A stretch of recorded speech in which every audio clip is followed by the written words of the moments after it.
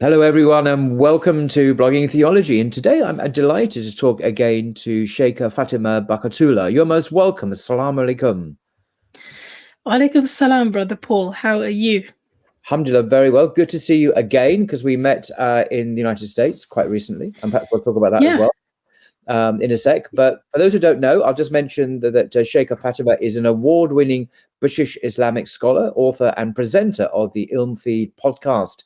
She's currently studying English law at King's College here in London. And Sheikha Fatima is also a mother of four and lives in London in the UK.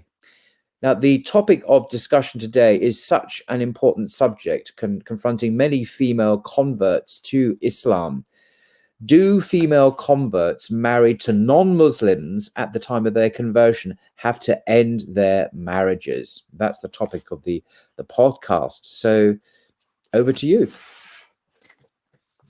Jazakallah khairan. Bismillah, alhamdulillah, wassalatu wassalam ala rasulillah. Brothers and sisters, salamu alaikum to you as well.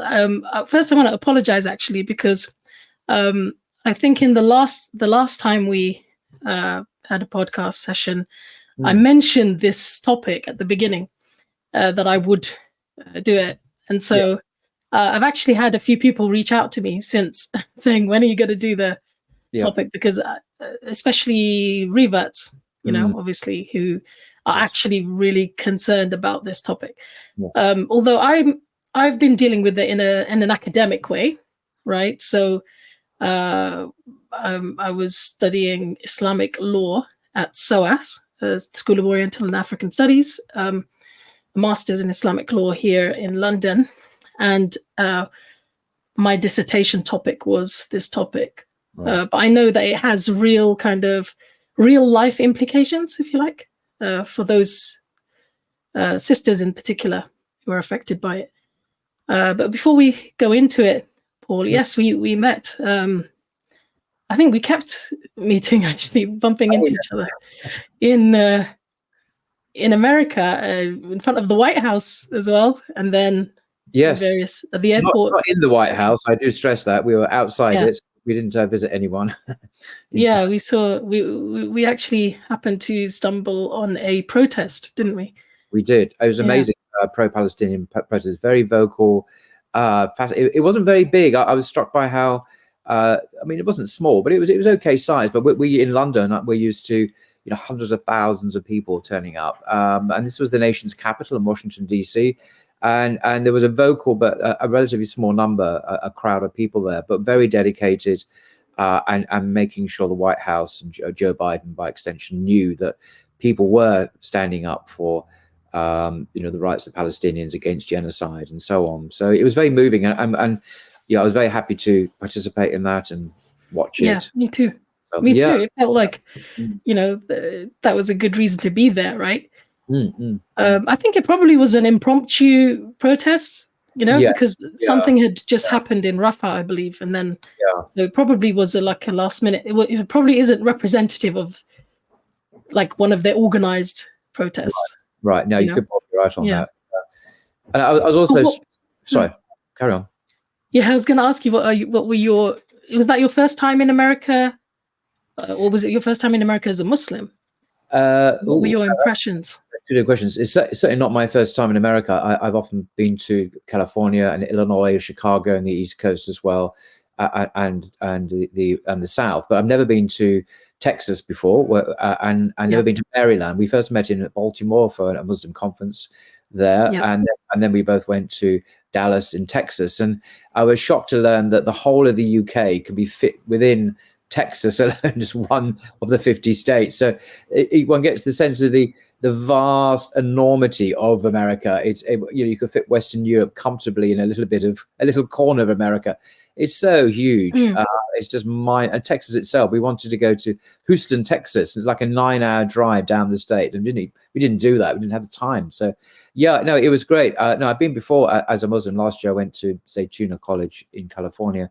But I've never been to Texas or Baltimore before, so that was a real pleasure, and to meet so many amazing brothers and sisters. To be honest, I was really impressed with the the community in Dallas, particularly. That's the one I got to know better anyway. How organized they are, how literate or engaged intellectually they are, and aware of the world. And a lot of Americans are not that aware of the world around them, to be honest. But these Muslims were very dedicated and very much alive to what's going on, obviously because of Gaza, not least because of that.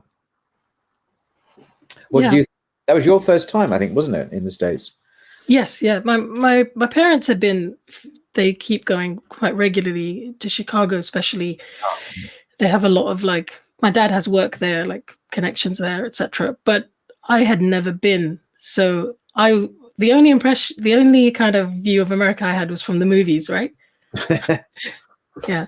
Yes. So, that can be perilous, having especially space movies. So I was kind of excited to be in Houston, near Houston, Texas, right? Because that's where all the kind of NASA movies are based. Yes. But I think Baltimore was it was kind of small town, right? A smaller kind of town, right? It's not as it wasn't like a major city, right? It is a city, but not a major city. Well, that's how it felt to me. But yeah, I felt like the Muslims were very organized. That organization in particular, I think, ICNA. I mean, I don't think we have anything as big as that in terms of events, even, or I would say like events that repeat every year and have some kind of connection. I don't think we have anything like that here. So I really liked that, and I was actually surprised at the number of sessions going on at the same time. I wasn't expecting that. Because when you and I we did sessions, but there were multiple sessions going on, and there's one huge big arena, wasn't there, where the big superstars were based, gave talks as well. So it was huge, absolutely vast, complex convention center, and I forget how many people. It was certainly tens of thousands, 30, 40,000 people. I forget how many there were, but it was huge and massive and very well organized and great fun. Actually, I enjoyed it a lot. I was very, very privileged to be asked to go. Yeah, and especially in Dallas, I think Epic Mosque was very nice because it just felt like a very, I don't know, it's like quite an international mosque in a way because of, I guess, the YouTube channel especially, and the shuyukh who are there. Their messaging kind of does have an international impact, so it was nice to go there and see their setup, the community. I think they're building a city now, Epic City. Oh, I didn't know that. Agreed. Yeah, they are. They've got schools and they've even got they're building and housing and this is true. Yeah, so I think that was nice. It was also, for me, it was also interesting to meet the African American community there because I had African American friends who I used to live with in Egypt, and so after, it was like 20 years, and I met them there again after 20 years. Really? Wow!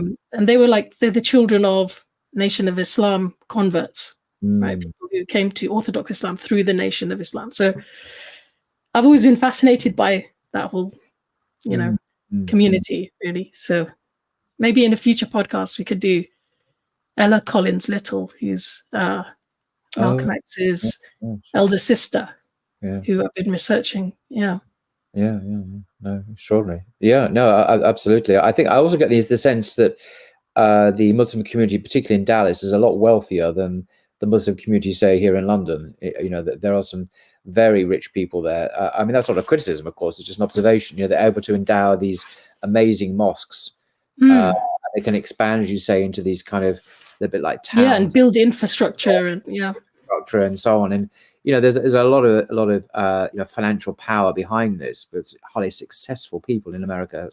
Many of whom are Muslims, and that's true to some extent here, but perhaps less so, I think.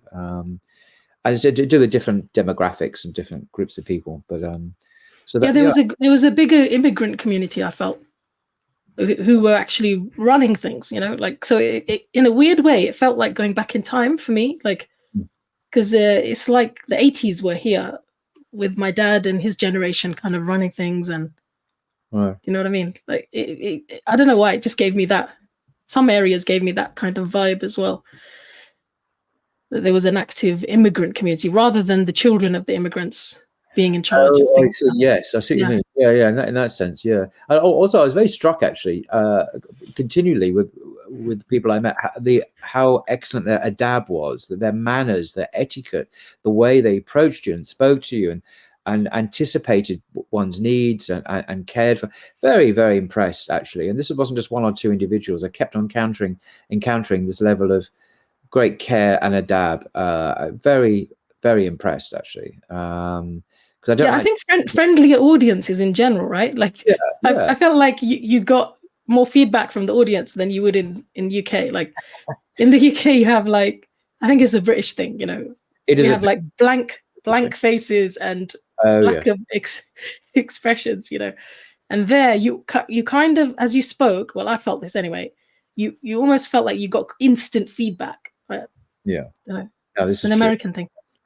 Yeah, and I even tried some of my rather sad jokes on one or two of them, and occasionally they were kind enough to laugh, and I thought that was another, good example of their extraordinary etiquette. Yeah, you have to go with a few British American jokes.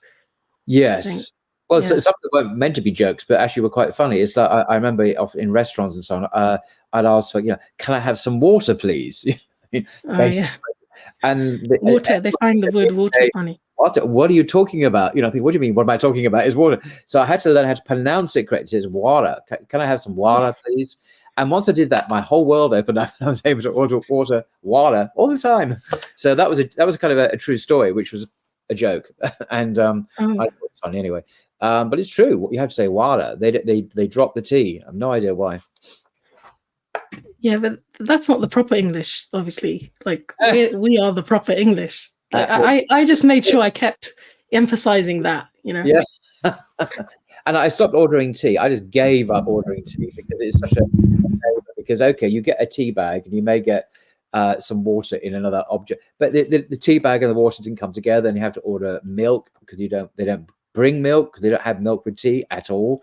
And there's a whole thing about, is it hot or cold? The whole thing was a really complicated operation. So I just gave up and ordered coffee, and that's easy. They just bring coffee. So I must say, I appreciated the size of Britain afterwards. You did? Like Britain is a manageable size country to live in. And yes. It felt I felt a bit disoriented with the vastness, of America. And it is truly vast. It's not. One can't exaggerate how huge it is. I'd say you could fit all of Europe in the States many times. But it is split up into these kind of demographic and state, because obviously it's a federal country. So it's not like one big country. You have lots of different states within it, and they're very diverse and different. And whereas Britain tends to be more homogenous, perhaps. Yeah. The food is better in Britain, I think, from what I saw anyway. In terms of, sorry, I meant like the food available in the supermarkets. I think it depends which supermarket. It's higher quality, and that's true. They have posher supermarkets there as well. The restaurants we went to, I thought were pretty cool and had some amazing meals. I didn't mean the restaurants. I mean, like, apparently there's less strict laws there when it comes to food, like ingredients. I didn't know that. And sugar and all of that stuff, right. Than there is in the EU. And Britain still, even though we've had Brexit, we're still affected by, the EU laws, and which are much stricter in terms of public health and stuff. Apparently. Okay. Okay, I didn't know that. Yeah. Anyway, yes, lovely. So, as we said at the beginning, today you're going to be talking about female converts married to non-Muslims at the time of their conversion, and what happens. Do their marriages have to end, which is usually the case, but is it always the case? And are there nuances to this? Are there complexities to it? What is there a majority and minority opinion, or is there ijma, consensus amongst the scholars on this subject? And you're an expert. You've done the postgraduate research. You've done the academic work. So you are the go-to person for reliable, Islamically informed, exposition and hopefully answers to this subject as well, which is so important. Inshallah, I hope so. I mean, I do have some recommendations at the end. So, right. But I'm by no means going to claim that, you know, people have to follow my conclusions, you know, like it's not my way or the highway, anything like that. But I do want to highlight some things I think the Muslim communities, especially in the West, are not aware of, that we should be aware of, since this issue is something that we're going to face increasingly, I think, you know, as time goes by. Yes, seeing the first converts to Islam in Britain and in America are women, of course. So this is seriously, you know, it's very serious. And obviously they're not only single women, right? There are going to be women, married women, and as I said, people have already reached out to me. I've had some conversations over the phone, giving them some kind of advice about it. So yeah, I'm hoping that imams, converts themselves, dawah organizations, and support groups can kind of internalize this research and apply it in the way that they see fit, I guess. Okay, cool. So should I put up the slide, the first slide? Yeah, sure. So this was just the name of the, I tried to, it's called Changes of Heart, the Impact of Wife First Conversion on Marriage Validity in Islamic Law. Yeah, it sounds like a very complicated topic, but actually, essentially, we're trying to answer the question, if a married woman converts to Islam and her husband doesn't, so non-Muslim couple, say they're both Christians or they're both atheists or whatever, any kind of combination, if the woman converts to Islam and her husband doesn't, what happens to their marriage? I was curious about this. And I also wanted to see, like, not only what Islamic law says, which I pretty much had an idea of,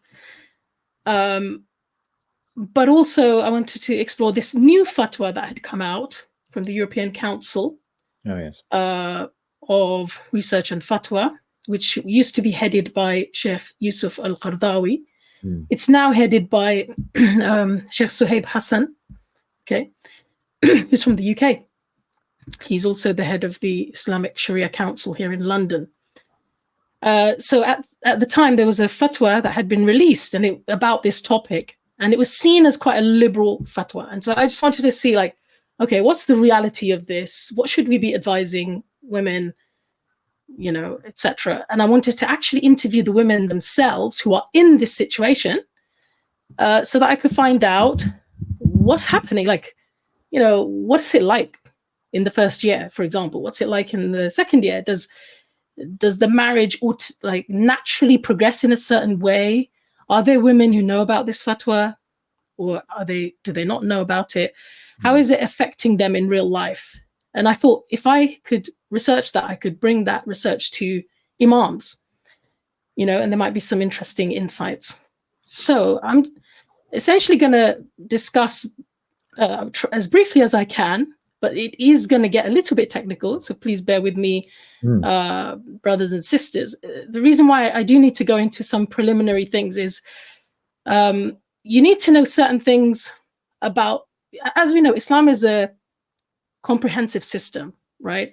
It's a holistic system. It's you can't just home in on one area, very minute area, and really make full sense of it without looking at how that area fits in the bigger picture of Islamic law.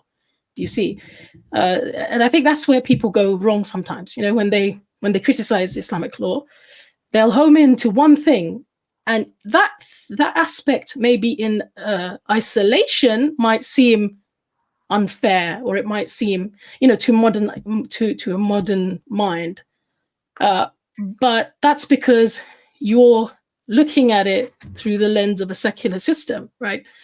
If you were to look at it holistically with the entire system of Islam and where that thing fits in, it makes a lot more sense. So I think that's important. And then we're going to look at what 3 Sharia scholars in the UK, muftis, and judges, I guess, on Islamic Sharia councils, what they have told me that they're actually advising women, okay? And then just the experience of female converts themselves in this situation. I interviewed about 37 to 39 converts, and 10 of them were British. So I interviewed them in more depth, but then I had surveys for the 39. So alhamdulillah, I don't think this kind of research has really been done into this demographic because it's such a niche demographic, I guess. So when it comes to, and please, Paul, by all means, feel free to interrupt and ask anything or thank you. Comment on anything, of course. Thank you. So what are the classical Islamic opinions on this? So first of all, it's important to know that marriage in Islam is not a sacrament in the Christian sense. It's more akin to a contract. Okay. So it's usually in the books of fiqh, in mu'amalat, which is transactions, right? But there is, of course, a religious ritual element to it. It's not complete. It's not just like a normal contract where people can put anything they want in it, right? If they're buying and selling, for example. This is a religious contract as well. So it's not a sacrament, but it is a contract. And that's why I think traditionally divorce or dissolution of marriage has not really been something, it might have been something that's a bit of a taboo or, seen as negative culturally in Muslim communities. But religiously, it's not really a negative thing in the sense that people have the freedom to make contracts and break contracts, or sorry, not break, but dissolve contracts, right? They have the freedom to do that. And so Islam always allowed men and women to have a way out and to dissolve a marriage contract, right? Which is not the case here, of course, in the West or in Christian countries. Something interesting, Paul, actually, that I read recently. Do you know Fatima Elizabeth Cates, the Victorian Muslim woman from Liverpool? Have you heard of her? I've heard of her. Yeah, I don't know much about her. Okay, so she was one of the first converts in Abdullah Quilliam's mosque. Oh, right. Up in Liverpool, and one of the things that people have written, there's a book actually recently that Yahya Burt and another brother, Hamid Ali, have written about her. And in there, they found actually letters that she'd written to newspapers at the time. So this is like 100 years ago, right? In Britain, in Victorian times. And one of the things that she'd written into the newspaper about was that the newspaper had said something negative about the Prophet Muhammad, sallallahu alaihi wasallam. And in those times, people were even more ignorant about Islam, right? They had no idea. They just had the kind of Orientalist tropes, right? And they'd written something about women's rights and how, women don't have any rights under the Mohammedan religion or something like this, right? So she'd written into this newspaper, and one of the things that she actually mentioned in her letter was, in Islam, marriage is a contract which can be dissolved, and I think we should, as a Christian country, adopt this. Right? It was quite interesting because remember, in countries like Britain, dissolving marriage was literally one of the causes of Protestantism emerging, right? Because Henry VIII found it so hard to get a divorce, right? That was one of the reasons. And even forget about Henry VIII, you just fast forward to modern times. Look at the Queen, right? Before she passed away, when her son wanted to, the current king, wanted to divorce, or even other members of her family, wanted to end their marriages. It was such a big deal, right? Like, you can't end your marriage. There's something, and I believe from what I've read and researched, that the church was actually preventing that. right? Because it was seen as such a negative thing. But in Islam, there's always this understanding that, of course, a lifelong fruitful marriage is great, but there are situations and times when people have to dissolve their marriages. And so there are various ways to do that.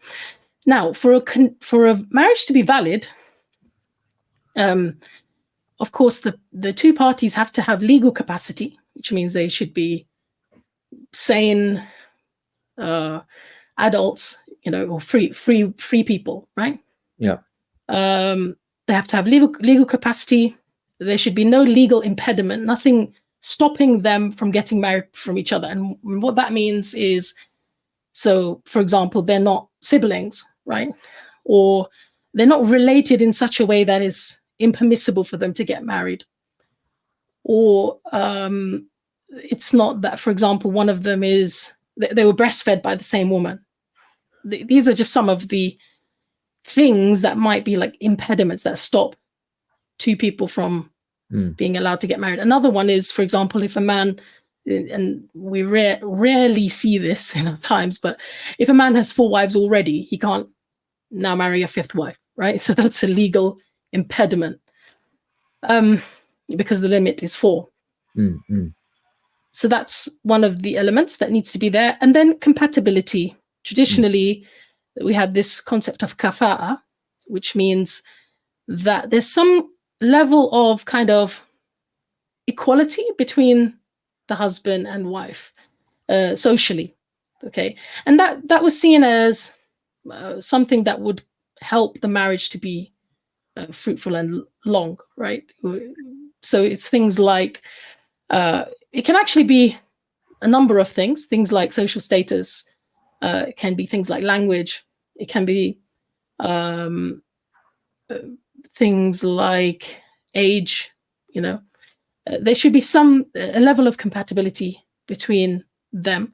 And of course, people can forego that if they want. But I think that's also an important thing, something interesting for us to think about, because, sometimes, especially converts, they're very encouraged to just get married as soon as possible. I actually met a lot of females converts who say that as soon as they converted, they're like almost pushed into getting married. But I think those of them who, like, I meet now who are more mature or who've had sadly a few divorces, and now they've kind of found the person who they want to stay with, I think when they reflect, they would say as well that sometimes that level of compatibility wasn't there, so culturally they were so different to the person who they were thinking to get married to, or there was some other thing that was a mismatch. So I think that's also an important thing. So we mentioned some of the legal impediments, having 4 wives already, etc. Okay, so as we know, marriage to a non-Muslim, initiating marriage to a non-Muslim, so meaning a Muslim man marrying a non-Muslim woman, okay, he can marry a Jewish or a Christian woman, okay, Islamically, but he can't marry non-Muslim woman who is not a Kitabiyya. Kitabiyya is Jewish and Christian women who are people of the book. And such a marriage, so if a Muslim man were to marry a Hindu, for example, right, technically that would not be a valid marriage, okay, because, and it would be a major sin as well, because you'd be marrying a non-Kitabiyya or a non-Muslim, right, who is not allowed to be married. For Muslim women, they actually can't marry any non-Muslim man, Kitabi or not. So it doesn't matter if he's a Christian or a Jew. They can't initiate marriage to such a person. And again, such a marriage would be considered void, and it would be a major sin to consummate such a marriage. Now, it's important to know that, because we're talking about when you're initiating a marriage, right? But what about, so what about non-Muslims, non-Muslim marriages within a Muslim country? Okay, traditionally in a Muslim country, non-Muslims were actually allowed to use their own courts to govern their marriages between themselves. So it was a proper pluralistic system, right? So even if a marriage would have been invalid Islamically, right? For example, apparently in the past, Magians used to allow marriage between siblings or between certain relatives that for Muslims would have been unlawful. Because it was valid in their religious law, they were free to conduct that marriage within their community, right? However, if one or both of the non-Muslims in a marriage convert to Islam, this is when Islamic law would have something to say about those marriages, right? So in other words, when non-Muslims amongst themselves, they had their own laws, they can conduct their marriages and divorces as they see fit. However, if one person converts to Islam, this is when the Sharia has something to say about that, right? So that scenario could come in a number of ways. Either both spouses convert together, right? So you have two non-Muslims, husband and wife, both of them decide we're going to become Muslim. They both take the Shahada, enter Islam together. As long as there's no other legal impediment, in other words, as long as they're not like, as we said, very closely related, or they're not like, didn't have the same breastfeeding mother, etc., their marriage is intact, even if it was conducted in a church or under another legal system, right? So Islam would recognize that marriage, even though it had taken place in another religion or another setting, because they both came to Islam together. Now, what if only the husband converts? Right, if only the husband converts and the wife doesn't, then the marriage is valid if it would have been valid to initiate that marriage. So what does that mean?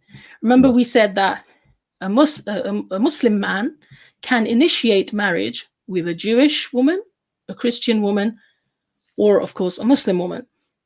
But he can't initiate marriage with a non-Kitabi woman, right?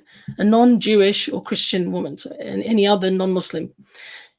So if his wife, when only he converts, if his wife is a Jewish woman or a Christian woman, then his marriage would continue to be valid.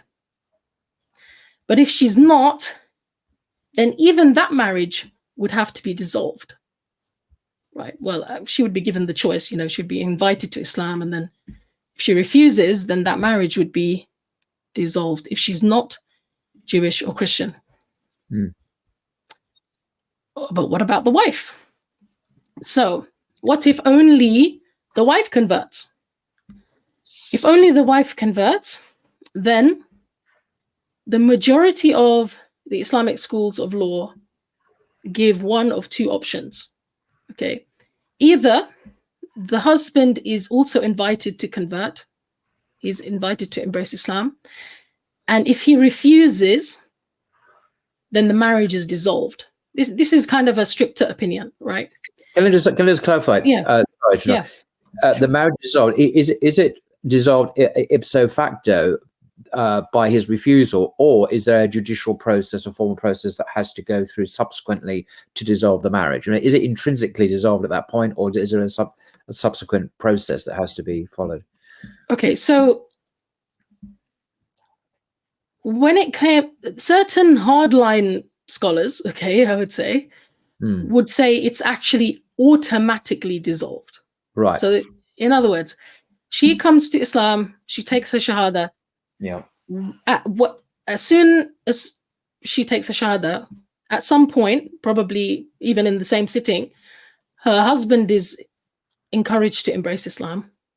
If he doesn't, the marriage is annulled, right? Now, of course, in Islam, in the past especially, you didn't necessarily need things to be in writing, right?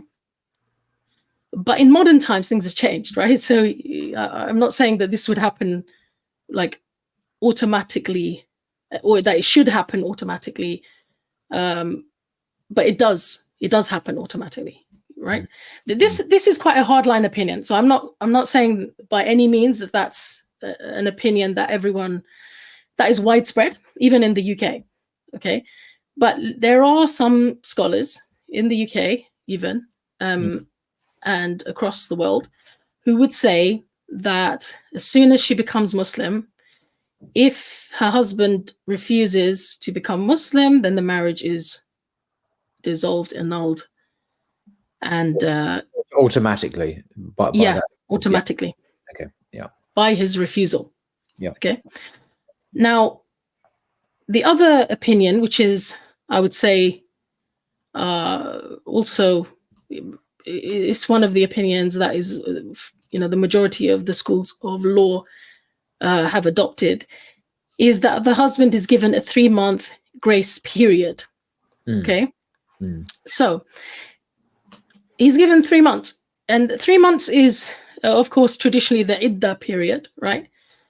So normally when a woman divorces, or when she has a divorce, or when there is a divorce, the woman can't just immediately get remarried. She has to wait for 3 menstrual cycles, which is about 3 months.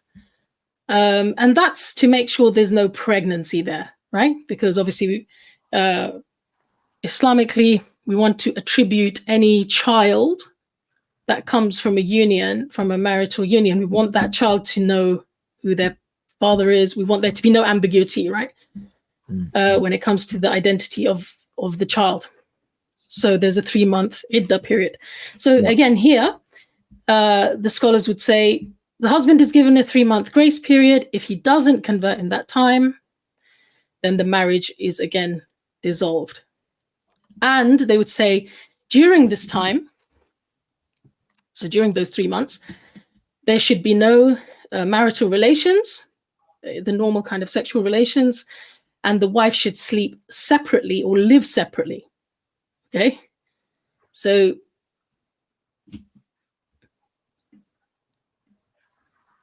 however, in Islamic history, there have actually been a range of opinions, okay? And I would say they range from, and these are the classical opinions, right? They range from either immediate voiding of, this was more kind of the Zahiri madhab, which is, known as the literalist kind of way of thinking.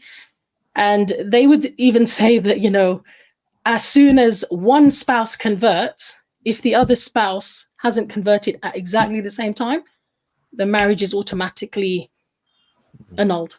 Okay. Right. So that's, like I said, that's quite a hardline opinion. But then there's the opinion about the 3 months. Then there were some scholars who in the past, and we're talking about the early generations, right, that would say, well, the leader, so the hakim or the person who has authority in that land, right, actually has discretion regarding whether that marriage is valid or not, or sorry, whether the marriage can continue or not. Okay, and that's because if you look at it, like at the time of the Prophet sallallahu alaihi wasallam, sometimes there would be a battle or there would be a conquest, right, and a bunch of husbands would convert to Islam, okay, but the wives hadn't yet done that, right? Or a bunch of wives would convert to Islam, and the husbands hadn't. The husbands were fighting against the Prophet ﷺ. They fled, right? And we'll come to some examples of men who were like that, who amongst the Sahaba as well. So obviously, the Prophet ﷺ, as a hakim, as a ruler, he had the discretion to say, okay, let's give them a chance. Let's wait. Let's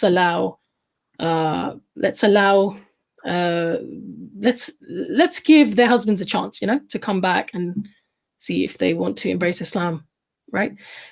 And that continued at the time of the Khulafa as well, right? Another opinion is that if she stays in her husband's house, as long as she's still in her husband's house because she can't move, okay, or if she's in the land where basically Muslims are not in charge, then she would remain married. Now, this is the opinion that I was very intrigued to find out about, which was the opinion of Ibn Taymiyyah and Ibn al-Qayyim. Sorry, can I just pause you there? Sorry to interrupt. It's number 4 there. They remain married as long as she is in her abode. Is that what, continuing sexual relations as well? Like the business as usual, shall we say? In my research, some modern day scholars say that's quite ambiguous, right? The fact that the scholars didn't always explicitly say this is ambiguous. Okay. But other scholars who I refer to actually said, no, it was a given that sexual relations don't continue. Yeah. Okay. It's assumed everyone knew that. But yeah. Yes. But what we're talking about here is like, does the marriage as, the actual contract of the marriage, does it stay intact? Is it possible that they can remain married, okay, and one spouse wait for the other? Right. I mean, the woman wait for the husband, right? So they remain indefinitely. It is as long as, so that is indefinite. Yeah. Here, it seems. Okay.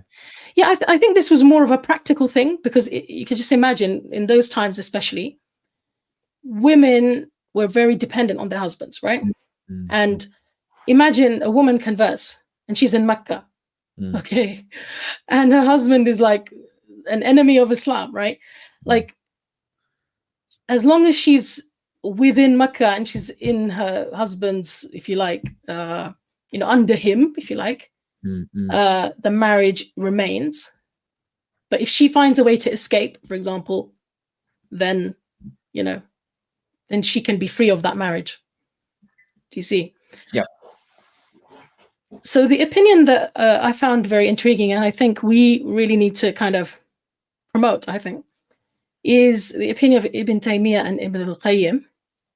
And that is, obviously, Hanbali scholars of the past, right? They said that the marriage is in a new state. When a woman converts to Islam and her husband doesn't, the marriage enters a new state of suspension, okay? And the spouses should either live separately, okay? Or the woman should not have relations with her husband. But essentially, the woman has the ability to decide whether she wants to remain legally married to this man and wait for him, okay? Wait for him to eventually embrace Islam one day, even if it takes years, okay? Wow. Or to end the marriage. So the power is kind of like in the woman's hands. Interesting. The new female convert, okay?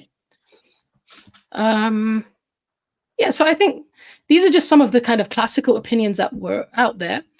So let's look at Ibn al-Qayyim's opinion in a bit more detail. And he talks about this in his book, Ahkam Ahl al-Dhimma, which was the rulings for the non-Muslim citizens of Muslim countries, right?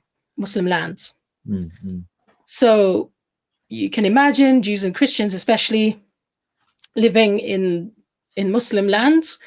We already said they were allowed to have their own little enclaves and they could have their own legal systems running, right? Within those. Now, Ibn al-Qayyim is talking in that book, which is a compendium of all the different types of rulings that might affect those non-Muslim citizens, right? He's talking about, okay, so what happens to this single spouse, this female who converts to Islam and her husband hasn't yet converted? He says, look, marriage can be in 3 states. Any marriage is in 3 states. Either it is lazim, which means it's binding and fully functioning, which means, a man converts, for example, that's basically a normal marriage. Or, for example, like when a man converts and his wife is a Christian or a Jew, or 2 spouses convert together, right? Their marriage continues, it's fully functioning. They can have sexual relations. They continue as they did basically before, right? Obviously, the man is going to have different a different way of life, right? Yeah. He's going to have to make ghusl and all of that, right? All of that stuff. Well, he's going to be a Muslim, but yeah, their marriage continues, and that marriage is binding and fully functioning. The second state that a marriage can be in is that it's prohibited and it's annulled, okay, immediately. And that's like a person married to somebody who is prohibited to be married to, okay? So for example, I don't know, a person marrying his aunt who he's not allowed to be married to, right? Who's somebody who's technically his aunt. Or a person marrying a fifth wife when they've already got 4 wives, or a person marrying their sister through breastfeeding, right? Because obviously we have this idea of rada'a in Islam, right, which is the wet nurse, or a woman who breastfeeds a number of children. All of those children that she breastfed, even if they're children of other people, she becomes their, what we call, milk mother, or breastfeeding mother through breastfeeding, right? And so those children can now not marry one another, right? Because they're a bit like brothers and sisters. They are like brothers and sisters, right? So that type of, if somebody marries somebody basically who's haram for them, right? Then that marriage would be, it wouldn't be allowed, and it would be annulled, right? So say, for example, they found out later, because sometimes this actually happens, that, a couple, they find out later that they were breastfed by the same woman, okay? Which is why you're supposed to keep track of these things, right? You're not supposed to then unfortunately their marriage would be annulled. Okay. And the third state, and this is the one that really concerns us, is he said a marriage can go into this state, which he said is jaiz, which means it's a valid marriage. It is a marriage, meaning it's a legal marriage, but it's suspended, mawquf. It's like suspended.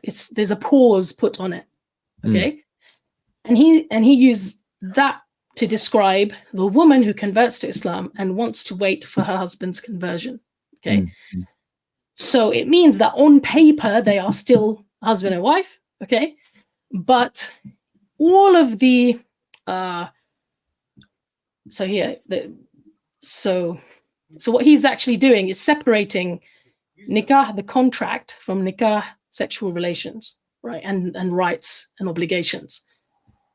So he says when the wife converts, she decides if she wants to remain legally married to her husband or to dissolve the marriage. Because remember, there actually might be women who are glad not to be married, right? They're actually like, yeah. So sometimes, like especially when non-Muslim academics look at this topic, they always assume that the woman is desperate to stay married, right? Like she just really wants to stay with this man, and this oppressive religion is kind of separating her from her spouse. Okay, that's the kind of tone that you get, right, in the writings from like secular liberal scholars. But actually, if you think about it, there are actually plenty of women, and you'll see this in my research actually later when I interviewed the women. There are plenty of women who can't wait to leave their marriages, right? Like they're actually converted because they don't like their previous lifestyle. That's one of the reasons that they converted, right? And so I think this is very empowering, actually, the way Ibn al-Qayyim talks about this, because he says the power is in the woman's hands. She gets to choose. Okay, actually, this man is a very good man. I would like to stay with him. I'm not going to break up my family. I believe he's going to come round in the end. So I don't want to end this marriage. She gets to say that. Or she gets to say, actually, I don't think this is going anywhere. I want to end the marriage. And then she has the freedom to go and get married to somebody else if she wants. So he says the marriage remains in form only. Okay, sexual relations are not permitted. And also the man is not obliged to financially support his wife either. Okay, so in other words, the rights elements of marriage have gone, right? but the form of the marriage remains. They're married on paper.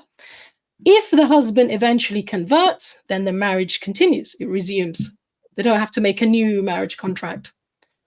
And he says the state can go on indefinitely, which is very interesting. So could be years, could be a lifetime, right? And he says that the spouses should live separately, you know. Now, some of the examples we have that people actually often ignore that Ibn al-Qayyim brings are a number of Sahaba, right? Who either the wife converted before the husband, and remember, the mushrikeen in Mecca were polytheists, right? They were not Jews or Christians, right? So even if the husband converts, technically his wife is a polytheist. She's not a kitabiyah, right? So he has to end that marriage, right? However, what Ibn al-Qayyim was saying, no, this situation of converts is a very unique situation. There's a bit of respite, a bit of space given to this category of people. And so he, for example, gave the example of people like the Prophet's uncle Al-Abbas, whose wife converted to Islam before he did, and she stayed under his, you know, what you would call, I've forgotten the word for it, you know, when under his care, I don't know, is that the word? You know, when she's basically in his house, right? She stayed with him for a long time, actually, and until he then also converted later, right? Also the example of Safwan bin Umayyah, who's basically the son of Umayyah bin Khalaf. Umayyah bin Khalaf, one of the biggest enemies of Islam, right? He was the man who owned Bilal and famously tortured him, right? The slave who had become a Muslim. So Umayyah's son, Safwan, he basically fled, okay, and his wife became a Muslim. After one of the battles, he fled, his wife became a Muslim, and I think it was like 4 months where he was basically nowhere to be found. And the Prophet ﷺ gave him an assurance. He was afraid that, you know, if he's caught by the Muslims, because he tried to assassinate the Prophet ﷺ, that he would be taken as a prisoner of war or whatever, right? The Prophet ﷺ gave him an assurance that he wouldn't be, that he would be given like a protection from the Prophet ﷺ. And so Safwan came back. So this is like 4 months later or more. And eventually he became a Muslim and his marriage resumed with his wife, right? Same with Abu Jahl's son, Ikrimah. You know, after the conquest of Mecca, he fled. I think he fled to Yemen. He was there for a number of months. His wife became a Muslim because the Prophet ﷺ gave everyone in Mecca amnesty, right? He said everyone is kind of, there's no kind of blame on you today. And he encouraged them to become Muslim. Ikrimah fled, but months later he came back and he resumed his marriage with his wife. Abu Sufyan as well. He became Muslim before his wife.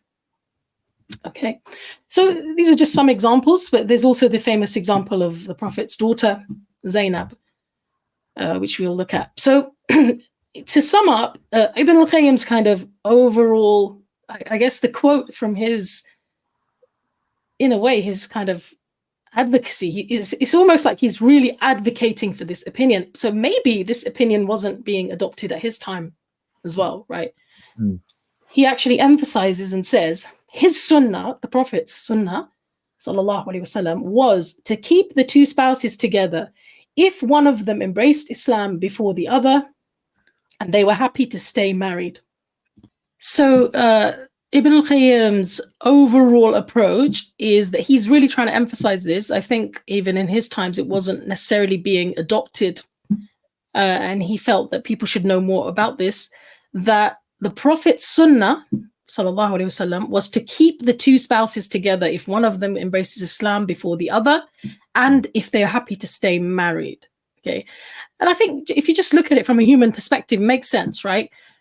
When people come to Islam, you know, we want them to come happily. We want their families to come. We want them to be happy as Muslims, right? And so we want to give their families a chance as well. So here, Ibn al-Qayyim also said that the Prophet sallallahu alaihi wasallam never separated between a man or a woman who converted to Islam, neither one before the other, nor if they converted together. Okay, which is quite a big statement, actually. Yeah. He didn't sort of say immediately, like, that's it, you have to, now you're divorced, you know? So that's in contrast to what the majority opinion, or what the scholars at the time, and even today, I would say, most scholars say, you know, because, for example, Ibn Qudama, who's also a Hanbali scholar, but he has this compendium of like comparative fiqh, right? He says that the verses telling the woman that she has to end the marriage are very clear, and that they abrogate what came before. So he kind of treats what happened at the time of the Prophet sallallahu alaihi wasallam as almost like a special period, right? It's a special period of time. This is the first time people are becoming Muslim. So he was giving them respite. He was giving them time and space. And later on, he wouldn't allow it. That's the kind of, basically, the later verses, the verses that were revealed, show that actually that was abrogated. Okay, so that's basically the opinion of many of the madhabs. Also, Ibn Qudama, for example, rejects giving the wife the option to wait, because he says that that's a very rare opinion of the scholars, you know, like a anomalous opinion. And he also says that he actually claims that Zainab, who is the Prophet's daughter, actually did have a new marriage contract when she resumed staying with her husband. So basically, Zainab's husband didn't convert to Islam. He stayed in Mecca, and she did. She became, obviously, because she's the daughter of the Prophet sallallahu alaihi wasallam, and their marriage was kind of in this state of suspension, if you like. She didn't live with him, okay, or she didn't have relations with him. Yeah, this is not 100% clear. She moved later, maybe, etc. But then eventually, after a long time, you know, they resumed their marriage. But Ibn Qudama, he basically says, actually, you know, they might have had a new contract just because we don't know about it, right? So he considers that actually people should end their marriages. You know, the marriage is ended, right? Also, unlike Ibn al-Qayyim, he doesn't consider that you can separate sexual relations with the contract, right? So remember we said Ibn al-Qayyim is saying nikah, the contract is different to nikah, marital relations, or marital rights. He says no, that a non-Muslim man can never be with a Muslim woman. Basically, that's essentially it. And one of the like maxims, Islamic legal maxims that keeps coming up in the discussions by classical scholars is this one, which is al-Islam ya'lu wa la yu'la alayh. That Islam supersedes or takes precedence, you know, or even you could say dominates, and is not dominated, is not superseded. Okay. And so this legal maxim is based on various Quranic verses and ahadith. There's also some narrations as well regarding it. I believe it's also mentioned in Sahih Bukhari as a saying of one of the Sahaba, right? And so the essential point of this maxim, and you know, some of the scholars today, we'll come to that in a minute, they don't accept this maxim. Okay, some of the kind of more, I would say, liberal scholars of today, but classically, this maxim, you can see the scholars discussing it. And essentially, a non-Muslim shouldn't have like a legal power over a Muslim. Okay, that's what is behind it. Okay, and so essentially, because a husband is custodian to the wife, okay, she's in his custody. Yeah, that's what I meant. That was the word I wanted. She's under his care, under his custody. A non-Muslim, in their eyes, cannot be a custodian over a Muslim. Yeah. Yeah, I see the logic of that. Yeah. Yeah, and also because you can't guarantee the safety of the woman as well. Remember, in those times as well, it was often in the context of a battle or after a battle or, after some kind of hostilities, right? That these things had happened, right? Conversions had happened. So, I think it's important to remember that. But Ibn al-Qayyim actually argues that this principle is not kind of broken or, there's no compromise to this principle by allowing the wife to stay married. Because he says in this situation, the Muslim woman actually has the upper hand. She gets to say whether the marriage continues or whether it doesn't. Do you see? And he says there's no problem because they're not having marital relations. It's not a normal marriage. We're not saying things continue as normal. We're just saying that technically the marriage can still resume afterwards. And just for people who are interested, some Muslim countries today, obviously they still have the systems that are the vestiges of colonial times, right?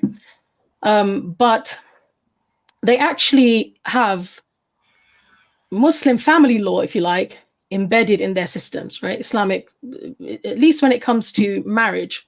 And so you can see, look, in Kuwait, the law in Kuwait actually says, law number 51 says that if the wife alone embraces Islam, Islam shall be proposed to the husband if his character is such that he is considered suitable for this proposal.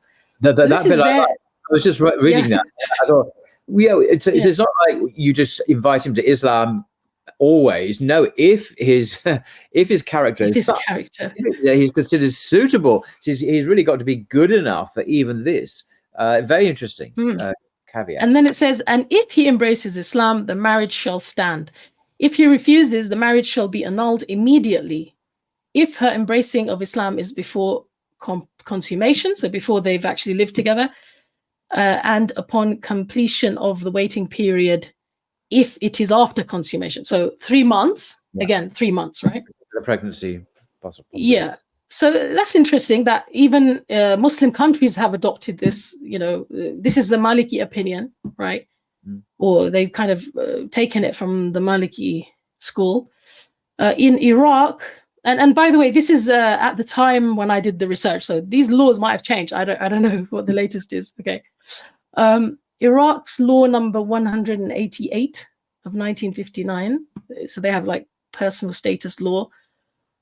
If one of the spouses embraces Islam before the other, the provisions of the Sharia shall determine whether the marriage is to continue or the spouses are to be separated. So a lot of Muslim countries, you know what they did? Instead of actually, codifying and kind of adopting an opinion, they have this kind of vague sort of statement, which is, whatever the Sharia says will be applied. Okay, and then probably whoever get involved in that, just whatever the scholars say, whatever the Sharia says, and so then they would probably have like a board or a, like a Sharia board or a Sharia body, councils, and whatever the Sharia body of that time is saying. So this is actually quite clever. I think it gives them flexibility, allows them to say, okay, whatever the Sharia says, let's go to our official Sharia board. And so then, and that's been the case really from the beginning. Like we've always had government scholars, if you like, right? Scholars who the government kind of allows to be, to form the policy, if you like, of the land, right? Tunisia, however, has lifted the ban on Muslim women marrying non-Muslims completely. Okay. Obviously, these countries are not representative of the Sharia, but I'm just showing you what's happening in the Muslim world at the moment, right? And obviously, that's because Tunisia is going in that direction anyway, right? That direction, meaning the direction of secularization, you mean? Yeah. Yeah. Okay. Yeah, because even though I don't think this is so easy to say that Muslim countries don't have Sharia. You know, some people say it like that, right? There's no Sharia in the Muslim countries. I don't think when you actually look into it and you look at the legal systems, of course, as you know, what Al Halak would say, you know, there's been like what does he call it? You know, they've been decimated, right? The systems have been decimated at the core, right? However, whatever was put into place by the colonialists has evolved over time, and there are sections of the Sharia, if you like, that are applied, especially when it comes to family law, right? So Tunisia moving away from that is kind of like, okay, they had some remnants of Sharia, you know, in areas, but they've kind of begun to move away from that. And of course, the West kind of encourages that, right? Encourages all of those countries to do that.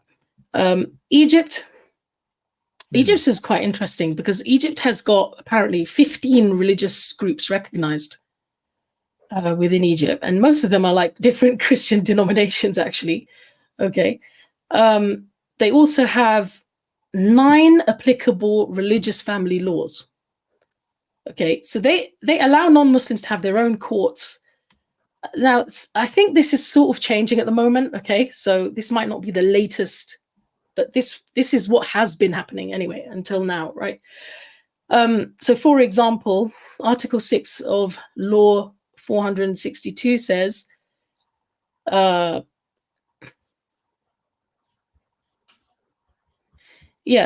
basically non-Muslims can use their own family law, but these are the 2 conditions. They have to be from the same sect. Okay. Right. Yeah. And that's actually something that the Christians asked them to do, right?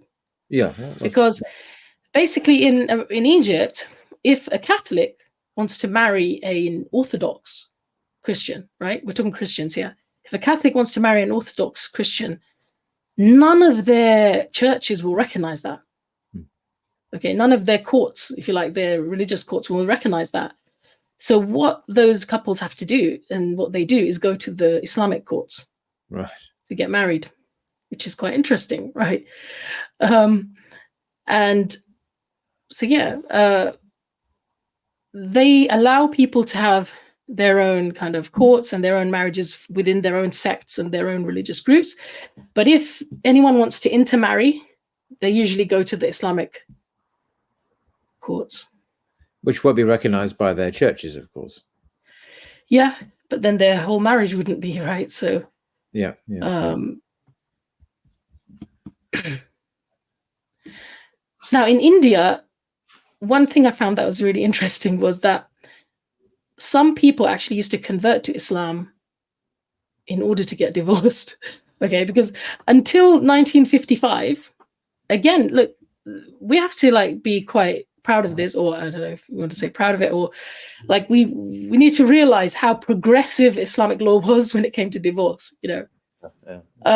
Because even obviously under Christianity, divorce wasn't a thing until relatively recently. But even Hinduism, right? Hindus couldn't get divorced prior to 1955.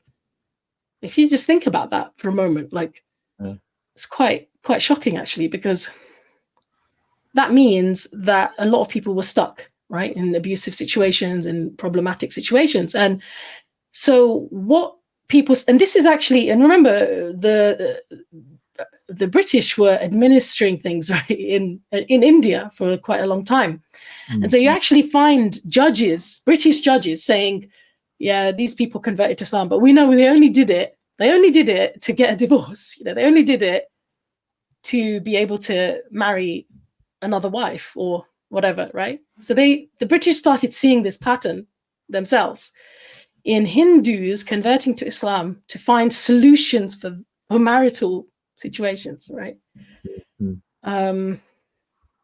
There's even a famous actor in India, actually, Bollywood actor, who his name is Dharmendra, and he actually he was married, and he fell in love with another actress, and he wanted to marry her, but of course under Hindu law he can't, right? He embraced Islam. He went to another, I think he went down to Sri Lanka or somewhere, okay, and he got married to her there.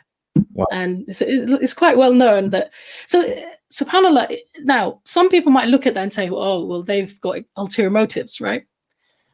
But another way of looking at it, and I heard somebody say this to Andrew Tate as well recently. He said, oh, you just embrace Islam because it suits your family setup, you know, because you want these number of women and etc., right? But another way of looking at it, I think, is that Islam caters for human nature, you know, that humans need, it's obvious that there are situations where humans need to divorce. Humans, and some men want to marry more than one wife. They want more than one marital partner, right? Doesn't mean all men are going to do it, but there are men who are doing it and they want to do it. And Islam caters for that and gives a halal way for them to do that. And that's because, of course, we believe that the Creator, Allah, He's the one who gave us those proclivities, right? He's the one who gave us those desires, those the natural desires, you know.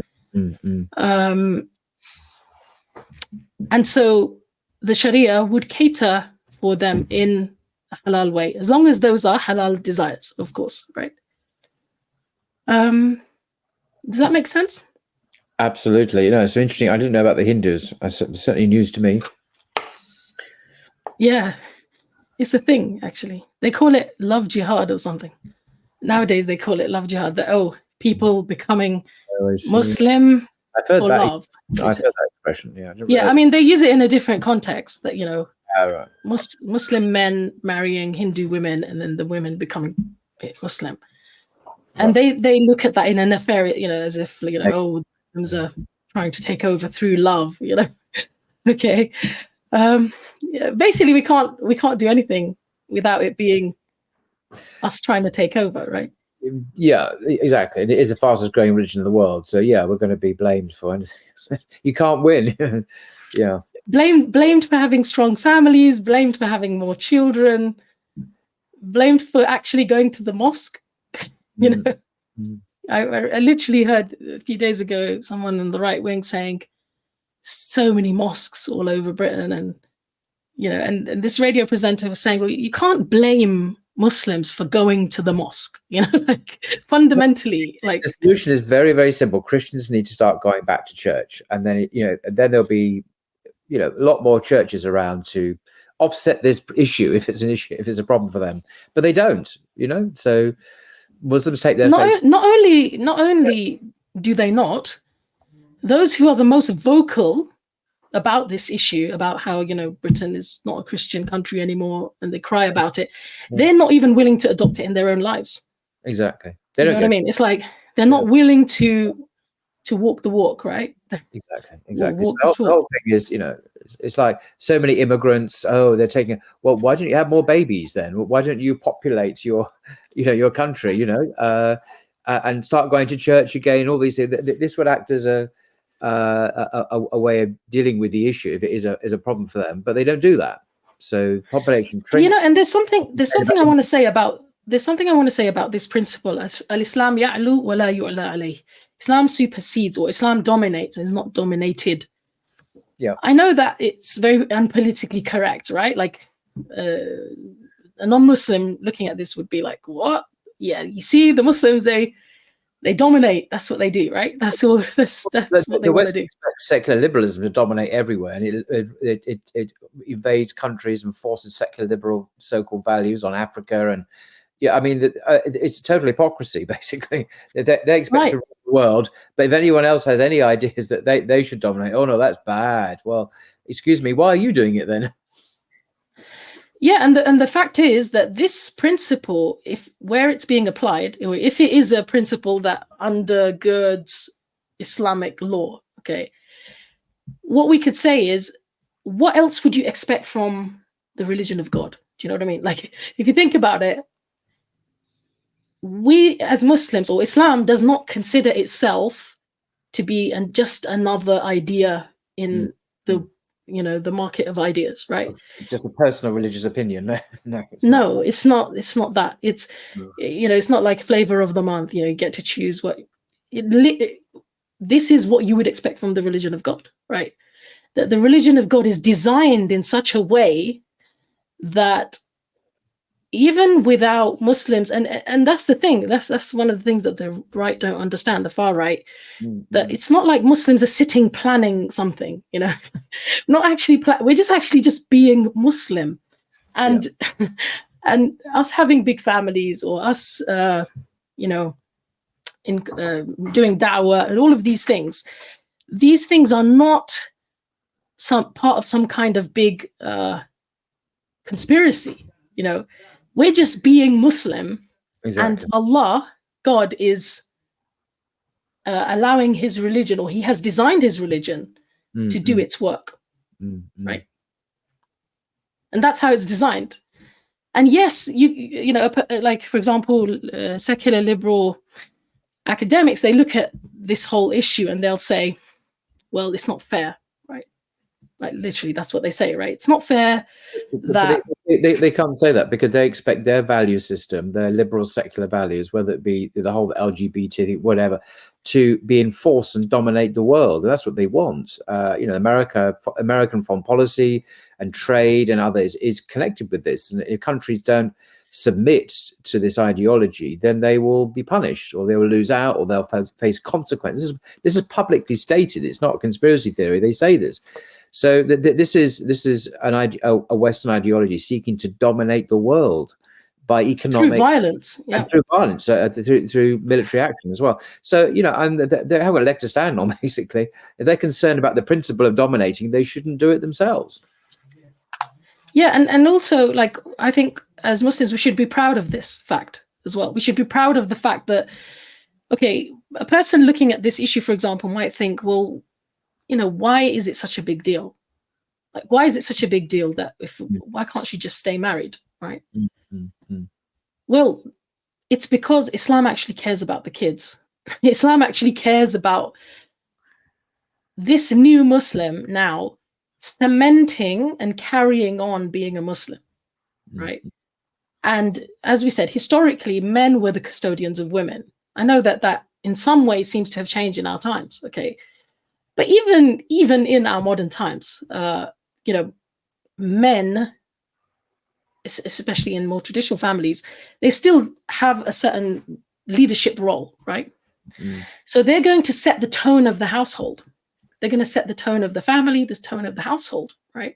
They're going to set the religion of the household. That's the whole idea, I guess, right? And so we can't have a believer, a believer's faith, if you like, weakened or compromised, and the children that come from that union, basically their iman being at risk. That's the kind of whole idea. Yeah, and also wisdom in it. Yeah. So I just think I should highlight that, because sometimes we can get very technical, but really that's what kind of. So what happened is the European Council of Fatwa and Research, they recently put out a fatwa. It's not that recent. It's a number of years ago. But it doesn't seem to be very popular, or it hasn't really spread.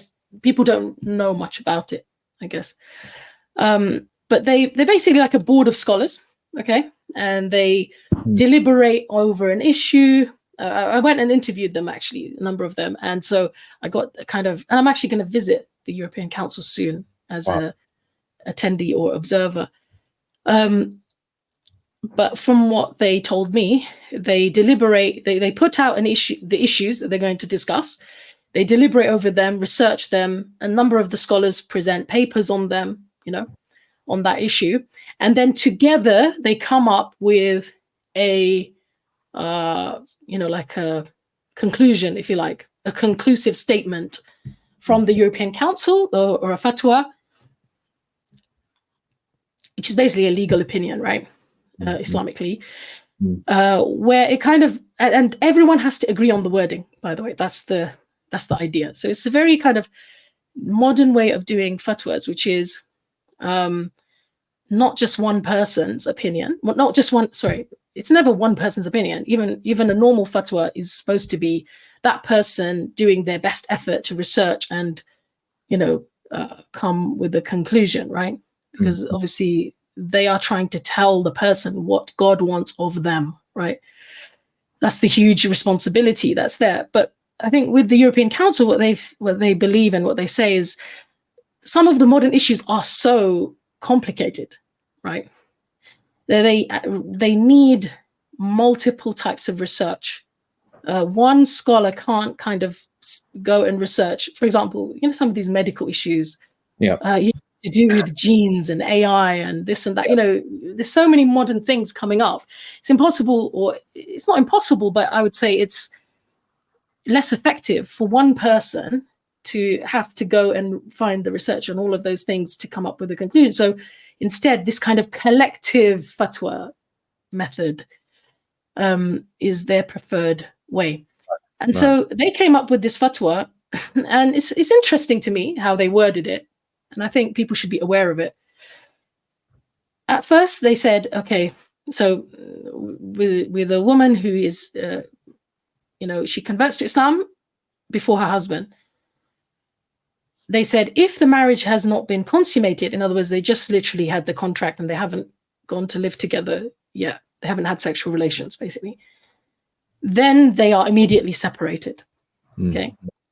And they said, if it is after consummation, then if the husband converts within 3 months, then the marriage continues. Okay.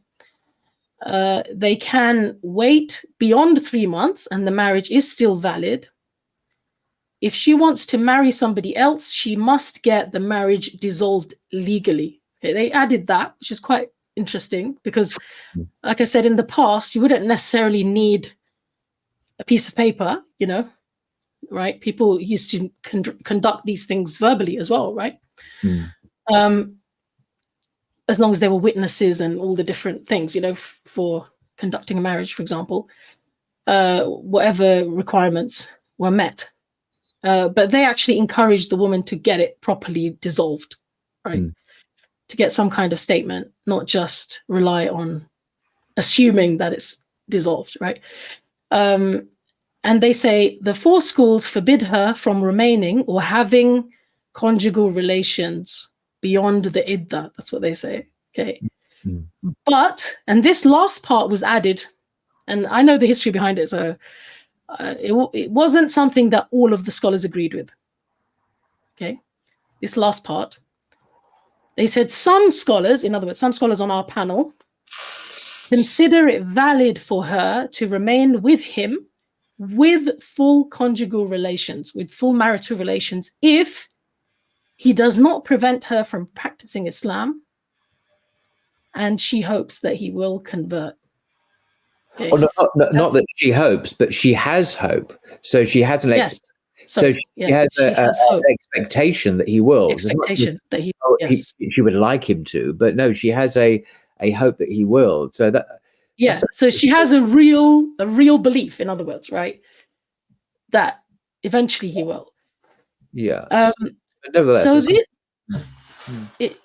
they did word it very carefully, but I would say a minority of the scholars on the panel, but they are senior scholars. Sheikh Yusuf al-Qaradawi agreed with it as well at the time, and Sheikh Abdullah Juday, who's on the panel. I interviewed him as well.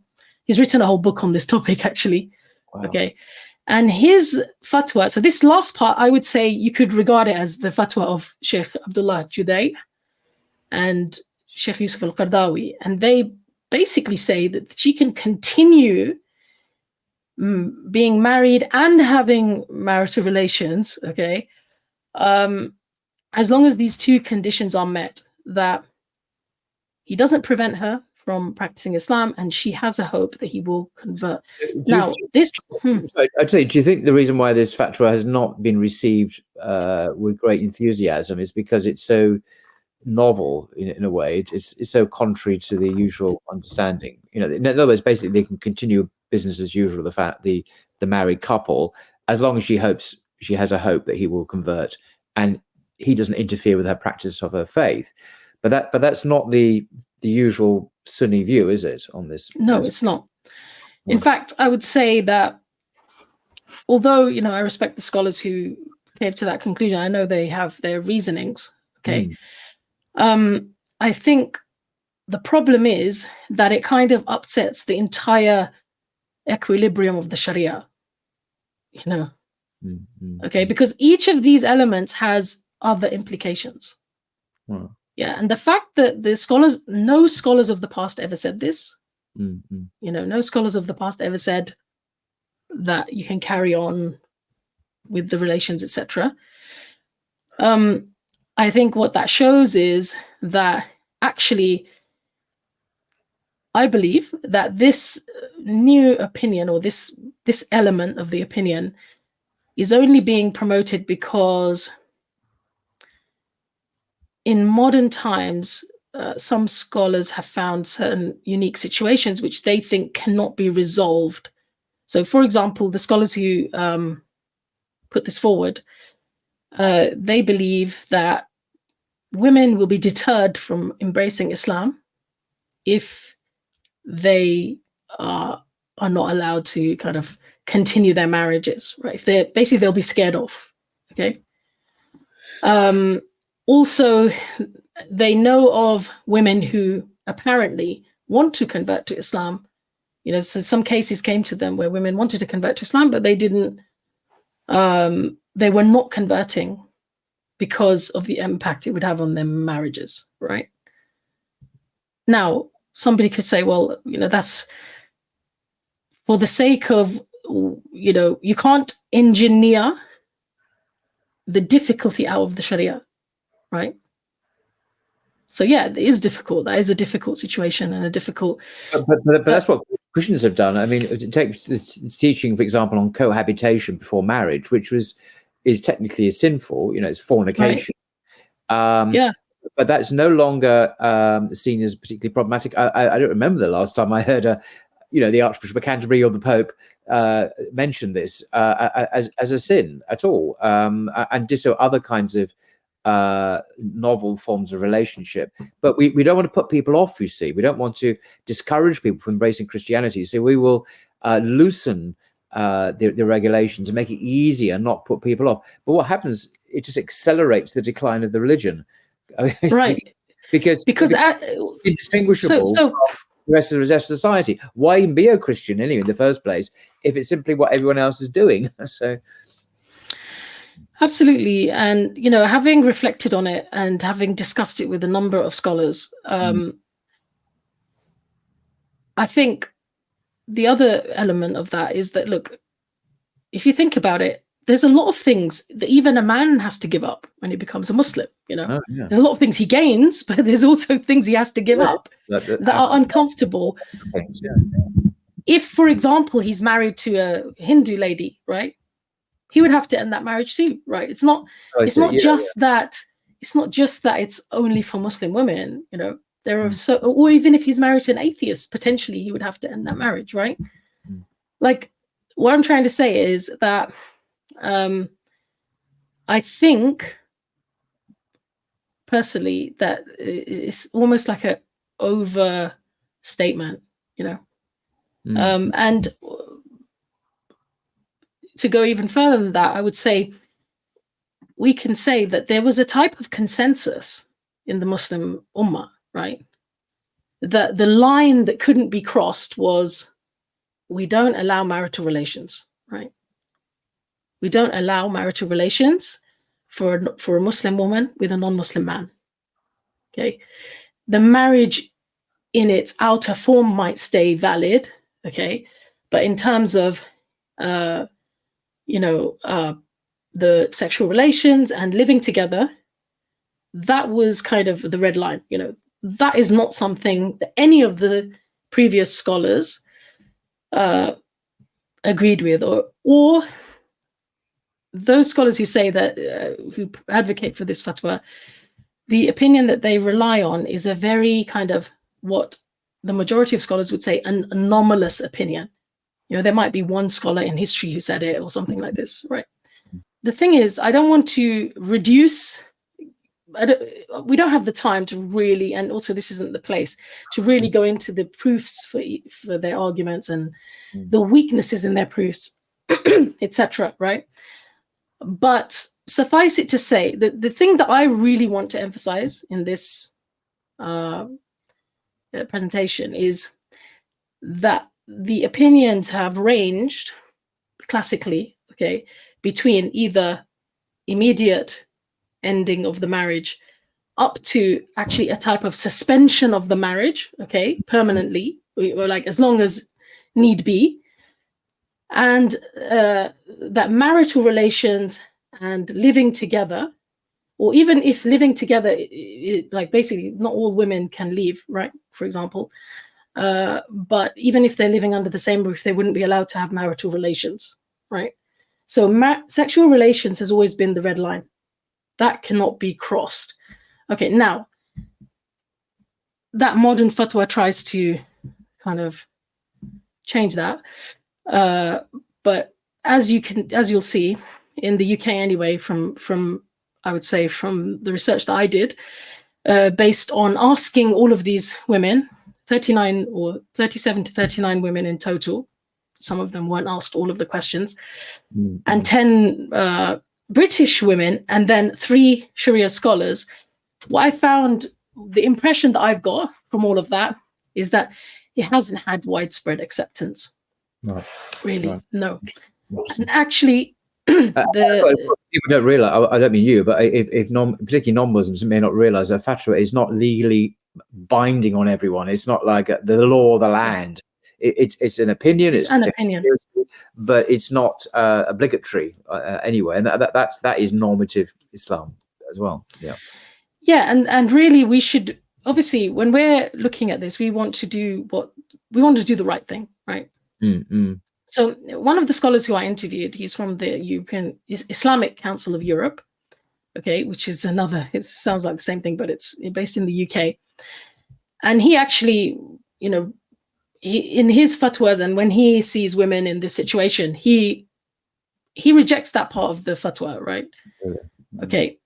But what he does say is that when women come to his practice, if you like, and in this situation, and they tell him, that I've converted to Islam and I've got a husband, but do I have to leave him or whatever? When they ask him, then he, at this stage, when they've just converted, if he basically judges whether, okay, are they recently converted? How strong are they? How strong is their faith? How established are they? And based on that, he would tell them, look, you should avoid relations with your husband. Okay, avoid sexual relations with your husband.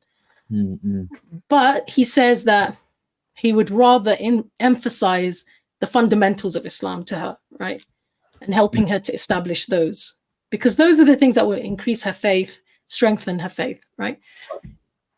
And he even said that for new Muslimas, for example, for a new Muslim woman, he would even turn a blind eye to whatever marital situation she's in. Okay. And even though he believes that she does have to end the marriage if the husband doesn't convert, right?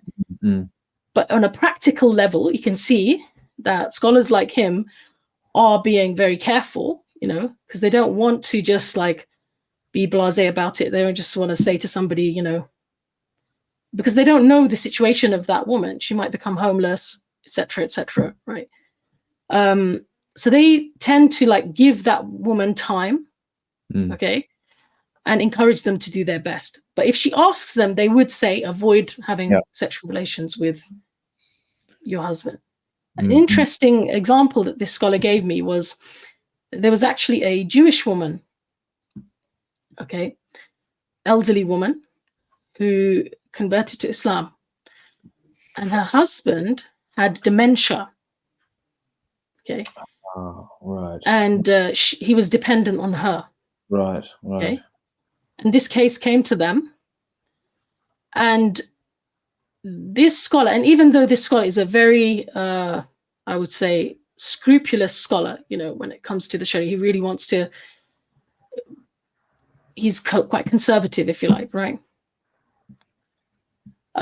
He actually told those who had brought this issue to him to just turn a blind eye and ignore that element of the situation, you know, because first of all, they were elderly, right?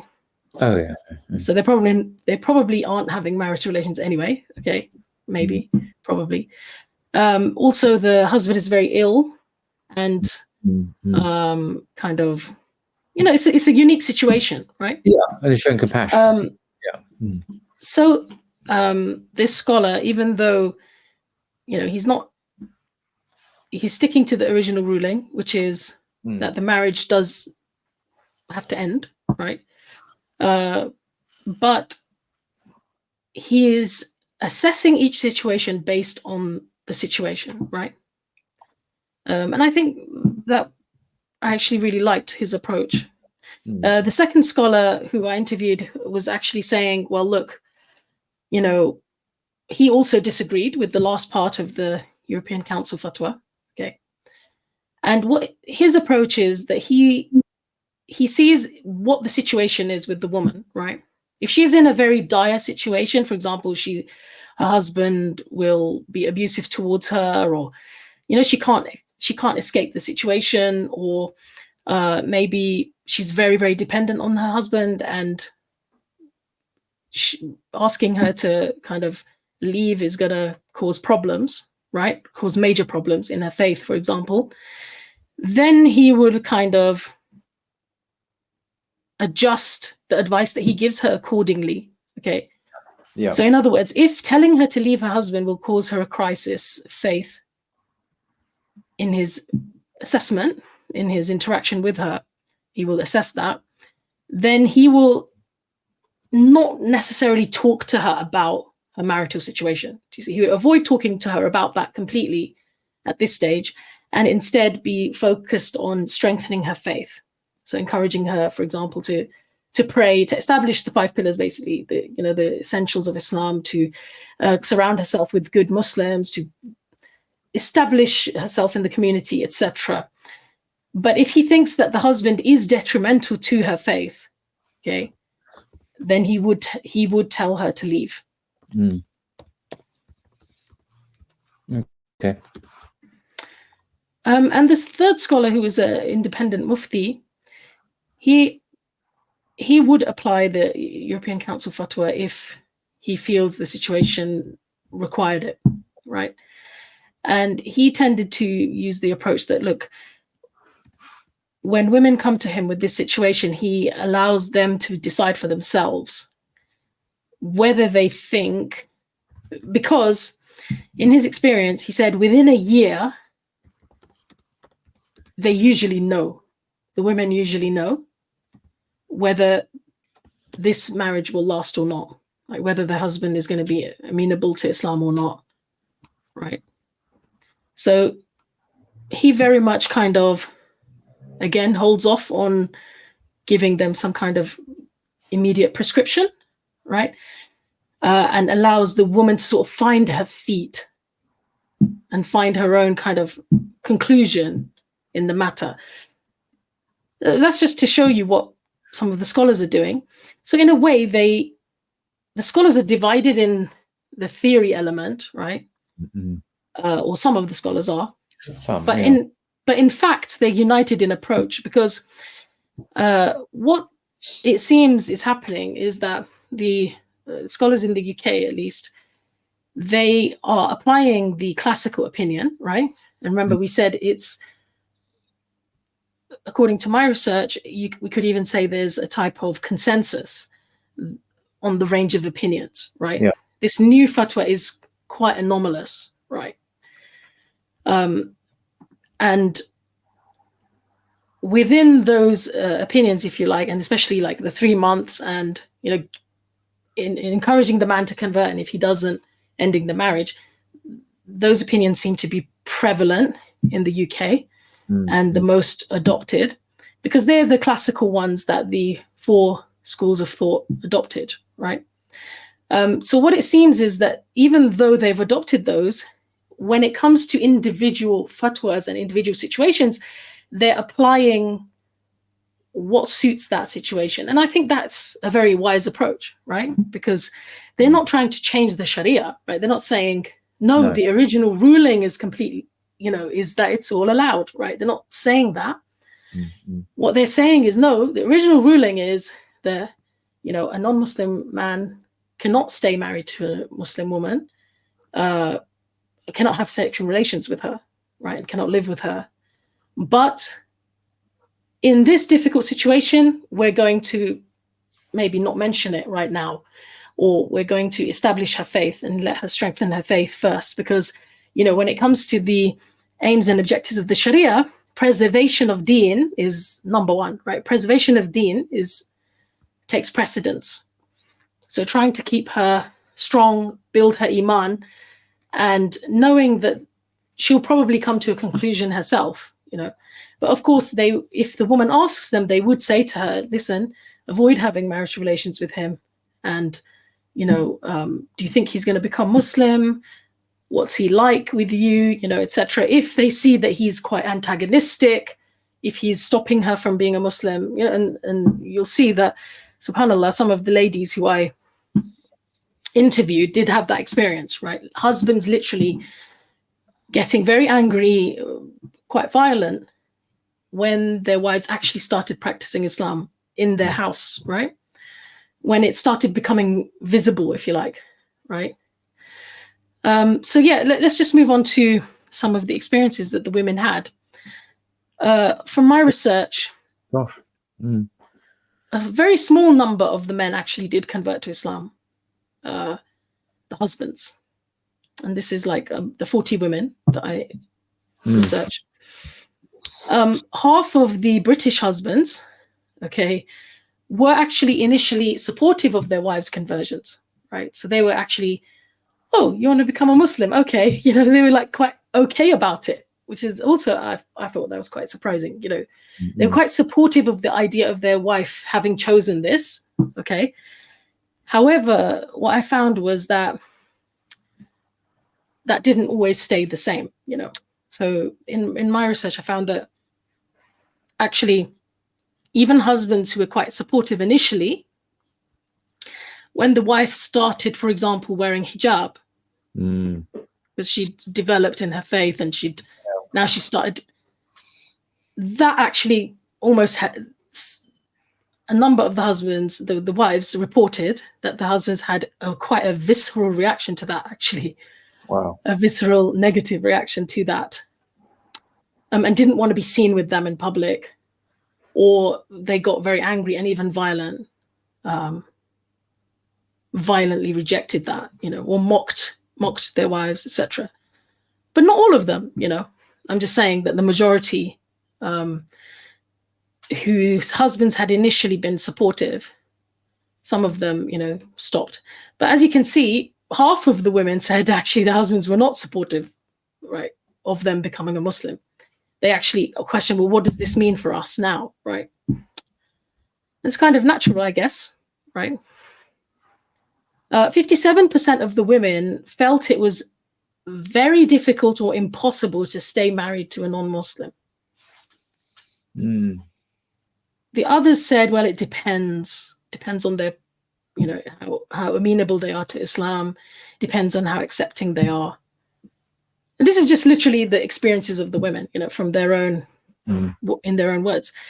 Only 16% of all of these women said that any support was given to them in terms of their husbands and their families when they embraced Islam.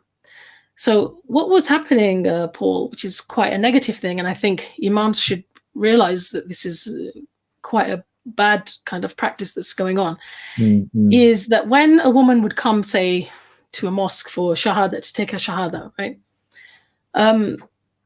The imam is quite happy to conduct her shahada, but he doesn't necessarily invite her husband or her family. She might have children, Right. or encourage her, even maybe the next day, why don't you bring them to the mosque? Why don't you, or even the Muslim community in general was dealing with this convert as an individual a lot of the time, Right. rather than thinking of the wider family. And I think that's a real missed opportunity if you think about it, right?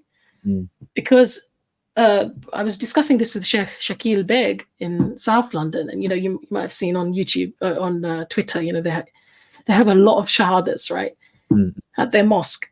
And he was saying that we always try to encourage them to bring their families along, at least either for the shahada or even afterwards, because it makes such a big difference to take your family on that journey with you. And of course, as Muslims, we want the whole family to benefit from embracing Islam, right?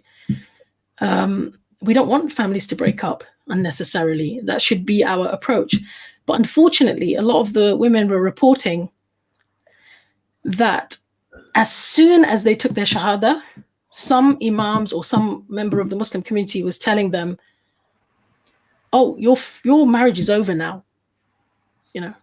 Like nobody was presenting to them this approach, that actually, do you think your husband might be interested? Why don't you bring him round to the mosque? There wasn't this kind of holistic or gentle or compassionate approach. Unfortunately, it's quite hardline sometimes. Sometimes even women would just find out as soon as they took their shahada. Do you have a husband? Is he non-Muslim? Okay, well, your marriage is finished, like that, And it wasn't being handled in a very mature way, I would say. 81% of the women said that they had not even heard that it was an option for them to stay married and, try to encourage their husband to embrace Islam or to wait for their husband. They didn't know that was a thing, that you could wait. Of the 10 British women that I interviewed, most of them said they were told by Muslims that they must leave their husbands immediately. 2 of them actually decided to stay married, feeling that their husbands would convert and saying, well, I don't want to break up my family. My husband is a good man. He's interested in Islam. Actually, one of them, her husband has converted since. Right. Yeah. So the wife becoming Muslim, he was already positive about it. And it just took him a bit of time, right, to get there.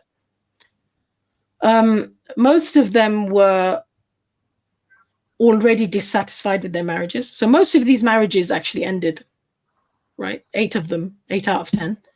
Wow. And actually they divorced within the first year of conversion.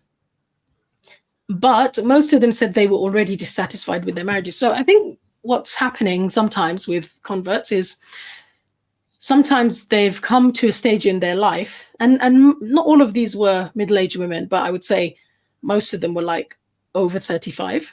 Okay. A couple were younger than 35, but most of them were over 35 when they converted, I mean. I would say many of them are at a point in their life when they're kind of tired of certain things anyway, like they've lived a certain lifestyle and they don't like that lifestyle. There's elements of that lifestyle they don't like. And so what was interesting to me was when they were telling me how over that year, because we said it took about a year, within a year, their marriages had ended. What was interesting is within that year, slowly but surely, they just became sure of that it was inevitable to end the marriage, regardless of taking Islamic advice, to be honest. Because what was happening is their preferences started changing for things, right? So, for example, in terms of hygiene, okay, that came up quite a lot, right? So Islamically, their hygiene practices changed. And of course, they couldn't impose that on their husbands, right? If they wanted their husbands to live a certain way, some of the husbands resisted, right? Of course. and also things like food. Like these are things that obviously, for me, like somebody who's born into a Muslim family, it's new to me, right? So that's why maybe I find it interesting. But you know, for them it was like, okay, well, no pork we don't want any pork in the house anymore. And obviously, a typical husband is not going to be dictated to, right, about what food comes into his house, right? So those kinds of things would cause friction, and it would start from there. But then also things like not going to the pub anymore. Okay, so things that actually had previously united them. So you can see that those kind of lifestyle things, and also preferences. So some husbands were actually very antagonistic. They started mocking their wives, or you know, they had very negative views about Islam. They had been drip fed, obviously, through the media, etc., from a young age, or they just weren't aware, and so they just thought, why is my wife becoming a Muslim? You know, so. But I think where the examples that I saw where the marriages lasted and the husband also converted were the ones where the wives kind of took their husbands on that journey with them, right. You know, and also that the mosque or the imam welcomed the husband, so the husband could see that the reality of Islam, if you like, right? Or the wife kind of introduced the husband to things. One of them, she kind of started getting her husband into like YouTube da'is, right? So he was watching converts online. This is very interesting as well, because this is a very modern thing, right? Yeah. I think a lot of converts are watching other converts online, and learning a lot from them, you know. Yeah. And well, I guess yourself included, Paul, because you know.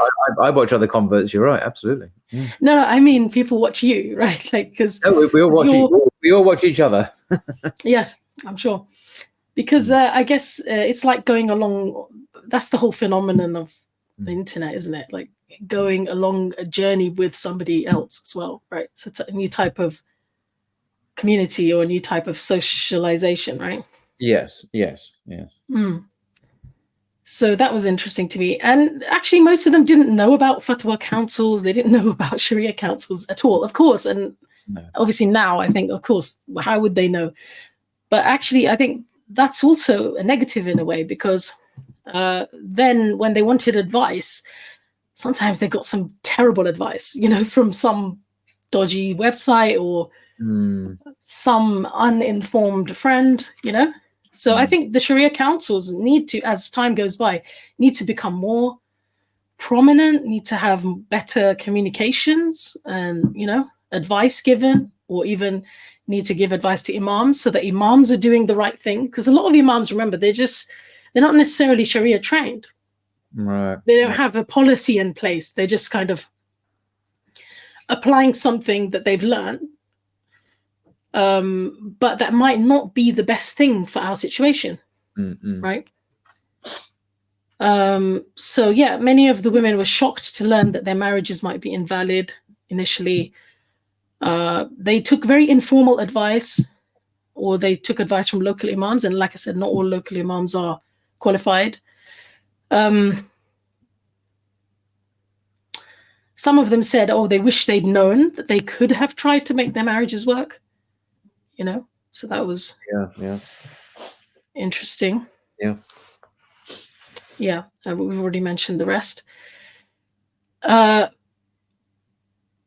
of them became estranged from their children, which is sad, you know. Others had faced a lot of Islamophobia from their husbands.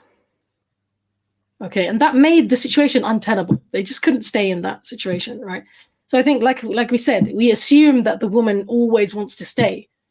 Yeah. But actually, a lot of the time, the situation is such that, you know, it kind of goes downhill because of the fact that they're so different now.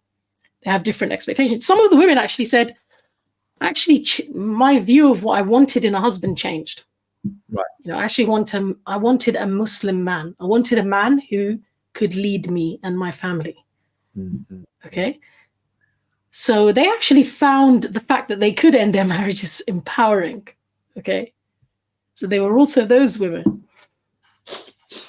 Unfortunately, some of them were taken advantage of by Muslim men afterwards.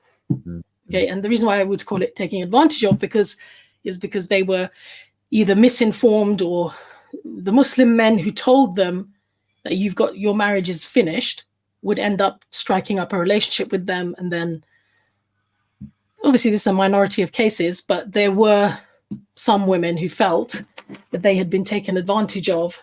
And their lack of knowledge was taken advantage of as well. So I think one legal issue that I want to highlight is that some of the women were actually had ended their marriages and moved on. Okay, they gotten married to a Muslim, but their legal marriage was still they hadn't divorced legally, in English law, and they thought that that's fine, and they didn't have any kind of proof, if you like, to say that they had ended that marriage. And that obviously opens them up to all sorts of problems in the future. Like say the woman dies, that man, her ex-husband, who she's regarding as an ex-husband Islamically, is still legally married to her. Mm-hmm. He still gets a say in the fact that, how she's buried, for example, or potentially, with regards to inheritance and things like that. So I think a lot of women are having a bit of a laissez-faire attitude towards it. There's a bit of I think more advice needs to be given and more care needs to be put into it. Okay, so many of the women said it was positive. They had no regrets. They had escaped from a toxic or unfulfilling marriage. They said having Allah in my life was more important. That was actually a phrase that came up a lot. Right. Yeah, some of them, they saw it as an opportunity for a fresh start. Some of them did successfully remarry, others didn't, and they just stayed single up to now. Some of the challenges they faced was, as we said, being estranged from their children, being vulnerable to being taken advantage of by some unscrupulous Muslim men, okay? Financial, emotional challenges, and also being open to abuse because they hadn't gone through the process of a legal divorce. So I just want to end with kind of giving a bit of a recommendation to Sharia councils, mosques, imams, and also to converts themselves. I think, look, I think the opinion of Ibn al-Qayyim should be one that we advocate and we promote. And that is that when a woman converts to Islam, we should obviously look at her situation and we should direct her to somebody of knowledge, try not to be the one who's like making or breaking her marriage, right? That's the first thing. But when it comes to the people of knowledge and the imams, etc., I would say we should be, I would encourage imams to look into the opinion of Ibn al-Qayyim, because his opinion is classical. It's not breaking through, it's not liberal, if you like. It's within our classical tradition. And it doesn't cross the line when it comes to marital relations, right? And what he says is, and just to reiterate it, is that the woman, her marriage becomes suspended, right? That's what we said. The marriage is suspended. It's intact in form, but not in function, right? So in other words, they're not continuing marital relations. They're told that they should either separate or live separately within the house, if she can't move out for whatever reason, for financial reasons or whatever. And that the woman is actually given the chance to wait. She has the choice that if she wants to, her marriage is still valid, but she wants to wait for her husband, she can wait for him as long as it takes. Okay. But also, I think imams need to be more connected to Sharia councils, because the imams, the scholars in the Sharia councils, they're making very good decisions when it comes to individual cases. They're looking at each person as an individual rather than having a blanket opinion that they're applying that could potentially cause problems, because, like, for example, one of the ladies who I interviewed, she called herself, like, she'd lapsed from Islam, if you like, for a while, because of the negative experiences she had of leaving her husband, being taken advantage of by somebody else, etc. Right? We don't want those kinds of crises. We want to try and bring families in. So I think become familiar with Ibn al-Qayyim's opinion. And I think the Sharia Council should publish guidance and conduct training for imams, or even some kind of leaflet or something, at least, if not training. And also for da'is and converts convert support groups, so that they know, what approach they should take, and perhaps publish guidance for new Muslims themselves. Now, mosques and imams could also do better by acquainting themselves with Ibn al-Qayyim's perspective and having some kind of policy for the mosque, because at the moment it feels like each individual imam is just espousing his opinion based on what he studied, right, back in another country, right? But not much thought has been given to, okay, what is our context? What is happening right now? How could we bring about the best result for this family, for this woman, for this family, right? It's just kind of a bit of a kind of cut and dry approach at the moment. Also, mosques could be welcoming and assisting families, promoting the process, an easing of the process of conversion, and encouraging the husbands to convert by inviting them into the mosque, inviting the entire family. I really got the impression the mosques that you and I participated in and visited in the States actually were more like that. They're much more proactive in engaging, welcoming, including, I think. I mean, I could be wrong, but that was my subjective impression anyway. Yeah, and I think there's also an argument that more converts, meaning people who have been through that process, even if it was a long time ago, need to be more involved in the mosques and need to be allowed to be more involved, because I think it's about empathy as well, isn't it? A level of empathy is needed here. Also, there needs to be better care, almost like a policy, so that people are not just giving ad hoc information to people that then ends up causing them problems. Also, mosques need to be aware that within mosques there can sometimes be individuals, sadly, who take advantage of these women, who take advantage of the fact that this woman is converted, and he could say to her, well, you know what, you're not married anymore, or your marriage, you need to leave your marriage immediately, and then try to take advantage of these women. Sadly, I heard of about 2 at least situations where that happened. So again, Ibn al-Qayyim's opinion, he said his sunnah, the Prophet's sunnah, was to keep the 2 spouses together if one of them embraced Islam before the other and they were happy to stay married. Again, not to misrepresent him, he didn't mean that they would continue having marital relations, okay? But just that in form, the marriage is legally still there. She is allowed to wait for as long as it takes, but she should either live separately or not have sexual relations with her non-Muslim spouse. Yeah. And I think, lastly, for female converts, I would encourage them to try to involve their spouses and children in their journey, if possible. If you're just going off on your own little journey by yourself, it's no surprise that your spouse is shocked, right, when suddenly you don't want pork in the house, right? Or if suddenly you don't want this lifestyle, or that you've changed so much. Of course, that's not going to be always possible. People do change and they have different paths. But if you would like your family to stay intact, then I would encourage those women to kind of make it a more gentle process and invite and involve their husbands by getting them to also socialize with Muslims, for example. Because often these women had converted because they had started socializing with Muslims and were amenable to Islam through that, So they could see a community and a future for themselves, but maybe the men couldn't, right?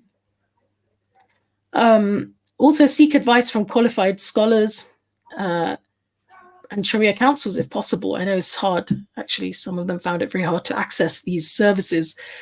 But the problem is that searching on the internet, just taking ad hoc advice from people can be unreliable. Not all mosque imams are knowledgeable. I think that's important for converts to know, because sometimes they can go into a mosque and think the imam is what the imam says is, final. But some imams are just very good reciters, which is a good thing, of course, but they're not necessarily scholars. No. If you do want to end your marriage, you can Islamically annul your marriage immediately or after a 3-month cycle, okay? But I would encourage those female converts who want to do that to go to a Sharia council and get some kind of written confirmation of that annulment. Can I just pause there? Sorry, can I just pause there? Sorry, someone's at the door. Last slide. So we've got a few more points. Is that okay? Yes. We've got a few more points. So he's coming up the lift to the front door. So okay, I'm so sorry. I'll literally take 2 minutes, inshallah, and then we can just wrap up. And okay, all right, thank you. So I would encourage the women to, if they do want to annul it, to go to a Sharia council and get some kind of written confirmation, because just having some kind of verbal thing is in modern times, it can cause you a lot of problems down the road, Somebody can claim all sorts of things and you won't have any kind of proof, right? Also, it helps you when you want to move on and get married again to have that sort of proof, but also get a legal divorce in the UK as well, right? So if you're legally married to somebody, get a proper legal divorce. It is expensive. Maybe, I don't know how much it costs nowadays, but don't just leave it, because some married couples are just leaving it without, they're moving on, but they're legally still married. No, that opens you up to all kinds of problems in the future and also abuse. So go and get a proper divorce.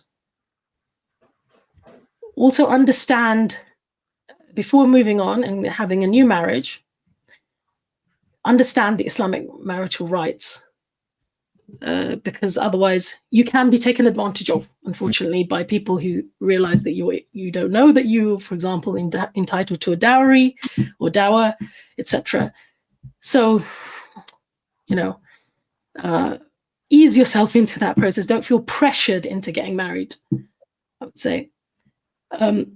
But if you want to wait for your husband and you think that he might convert to Islam, you may stay married and abstain from marital relations, okay, which may involve living separately or having separate sleeping arrangements. But again, I would encourage you to introduce your spouse to the Muslim community, to reach out to some open-minded and good, knowledgeable brothers who would welcome your spouse and, allow your family to kind of be eased in to the community. Maybe meet other converts as well, or people who are from your ethnic background. That might actually help your spouse to kind of see a future for themselves and to understand Islam in a language and in a way that would be more amenable to them. So, Paul, that is a sum up of my research in this area. In conclusion, we said, that mosques need to be doing more. Scholars, Sharia councils need to do more as well to kind of help new Muslims, also to bring in their families. but also to help keep the families intact by giving the women the option that, look, if you want, you can wait, especially if the situation seems that the husband is actually quite positive, the husband is actually quite supportive, he has potential, basically. He's not like rejecting her Islam, he's not making life a misery for her. If he's making life a misery for her and rejecting her becoming a Muslim or preventing her from practicing Islam, then of course the annulment is open for that woman.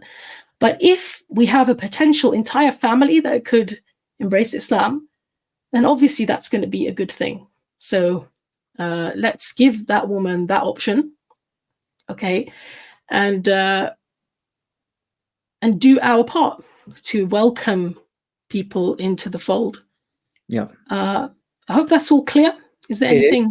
No, that's perfect. I'm very grateful indeed for your exposition and your intelligence and the research and the effort you put into this. It's very helpful indeed. So, and look forward to the comments below, and inshallah, this will help a lot of people. So thank you very much, Sister Fatima, for your time. Really appreciate it. Jazakumullah khairan. Thank you, Paul. Assalamu alaikum wa rahmatullahi wa barakatuh. Wa alaikum assalam. Thank you.